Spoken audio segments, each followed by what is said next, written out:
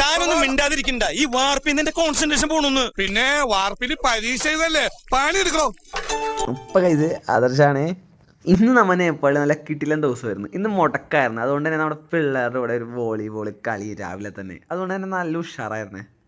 അപ്പം ഇന്ന് മുടക്കോസ് ആയതുകൊണ്ട് തന്നെ ഇന്ന് നമ്മൾ നേപ്പാളിലെ ബിരിയാണി ആട്ടോ വെക്കുന്നത്. അപ്പം ഇന്ന് ഇവരുടെ കൂടെ നേപ്പാളിലെ ബിരിയാണി വെക്കാൻ പഠിക്കണം എന്ന് പറഞ്ഞ് കൂടെ കൂടിയതാട്ടോ. അപ്പോൾ എല്ലാവർക്കും അവരുടേതായ പണികളൊക്കെ ഉണ്ട്. അപ്പോൾ എല്ലാവരും ആ പണികളിൽ തിരക്കിലാണ്. അപ്പോൾ എനിക്ക് കിട്ടിയത് ഇന്ന് അരിയാനാട്ടോ. സവാള ഗിരി ഗിരി ഗിരി ഗിരി ഗിരി. സവാള ഗിരി ഗിരി ഗിരി ഗിരി ഗിരി. കത്തിക്ക് മൂർച്ചുറവായതുകൊണ്ട് തന്നെ ലേശം പണി വിട്ടിട്ടാ. ബട്ട് എത്ര പണി വിട്ടാണ് നമ്മൾ മിഷൻ കംപ്ലീറ്റ് ചെയ്തത്.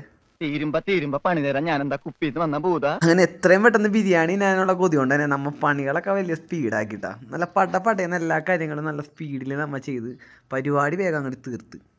അപ്പോൾ ഇവിടുത്തെ അച്ഛനായിരുന്നിട്ട് ഇന്നത്തെ ഷെഫ്. അപ്പം മാരിനേറ്റ് ചെയ്ത ചിക്കൻ ആ ചെമ്പിലേക്ക് ഇടുന്നതാണ് ഈ കാണുന്നത്.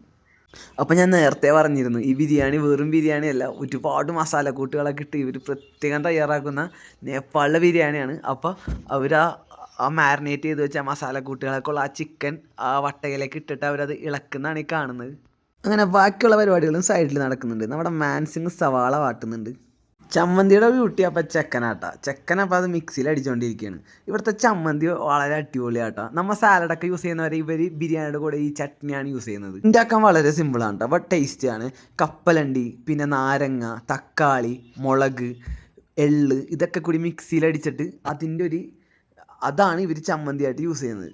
അപ്പോൾ ഏകദേശം അതിൻ്റെ പണികളൊക്കെ കഴിഞ്ഞിട്ട് യൂഗിളാണ് ചട്നി നമുക്ക് വേണ്ടി ഉണ്ടാക്കുന്നത്. അപ്പോൾ ഇനി കുറച്ച് നേരം അത് സെറ്റാവാൻ വേണ്ടി വെക്കും. അപ്പോഴേക്കും എന്തേ അച്ഛൻ റൈസൊക്കെ ഇട്ടിട്ട് ടേസ്റ്റൊക്കെ നോക്കുന്നുണ്ട്, മസാലയും ഉപ്പും കാര്യങ്ങളൊക്കെ. അപ്പോൾ ഇനി റൈസ് വേവാനുള്ള ടൈം, റൈസിൽ ചിക്കനും കാര്യങ്ങളെല്ലാം ഇട്ടിട്ടുണ്ട്. അപ്പോൾ അങ്ങനെ അതങ്ങ് സെറ്റായി. അപ്പോൾ നമ്മുടെ വാർഡൻ സാർ സെറ്റായ ബിരിയാണി അങ്ങനെ എടുത്തൊന്ന് ഇളക്കി മറിക്കുന്നുണ്ടേ. അങ്ങനെ നമ്മുടെ ബിരിയാണിയുടെ പരിപാടികളൊക്കെ തീർന്നു. നല്ല സ്മെല്ല് വരുന്നുണ്ടായിരുന്നു, കൊത്തിയായിട്ട് പാടുണ്ടായിരുന്നില്ല.